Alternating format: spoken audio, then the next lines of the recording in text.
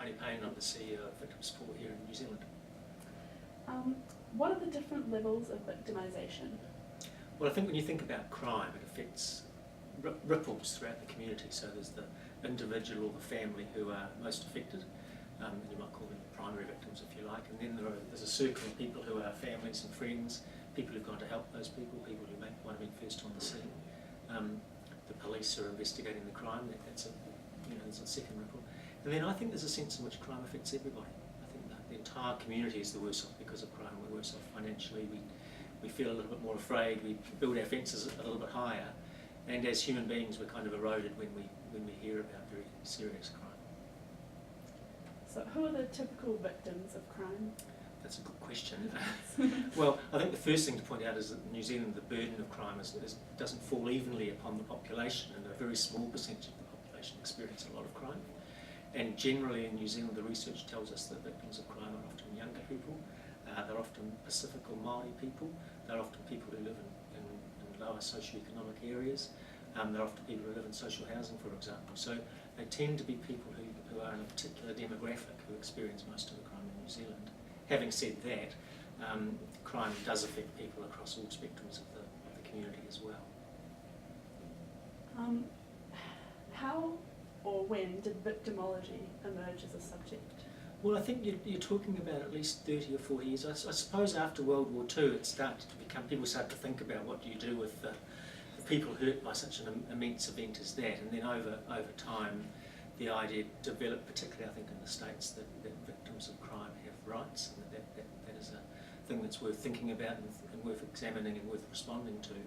In New Zealand, I guess you can trace it back 25, 30 years, and certainly 25 years ago is the time when victim support began.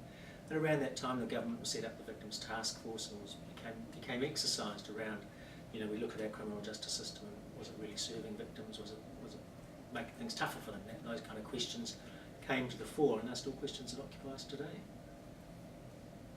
What are the needs of victims in the criminal justice system? Well, I think I'd go back a step and say what are the needs of victims in any case, regardless of the justice system, because it's worth remembering that for many victims of crime, they never get near the justice system. They don't report the crime to the police, or the police can't find the person who was responsible for the crime. And so victims' needs go far beyond anything the justice system can deliver. I think there are four things I'd name. The first one is for safety. It's very important that victims are kept safe, that they're removed out of harm's way, that everything that can possibly be done to make sure that what's happened to them doesn't happen again, either to them or to somebody else. That's the first thing. The second thing, I suppose, the best word I can come up with is healing. The sense that crime, particularly serious crime, is very hurtful. It has devastating emotional, physical and financial and spiritual effects on people. And there's a sense in which that as a society we owe people the opportunity and the resources to help deal with those harms. And that, I think, implies a sense of healing, of somehow coping with what's happened to you, even though some of those things are things that will change your life forever. If you've lost a loved one to murder, or you're raped or something like that, that's a negatively life-changing event. So healing is important, being able to get some resources to help cope. I think restitution is important, the sense that harm has been done to you, and as a society we're saying to you, what can we do to make that better? Now, of course, in some cases you can't bring back a life, you can't stop a violent event that's already happened. The body might heal, but people's souls take a bit longer sometimes. But I think as a society we at least owe it to victims to say to them, how can we help you deal with the harm that, in a sense, shouldn't have happened to you? And then finally, I think victims need justice, and I suppose that's where the justice system comes in.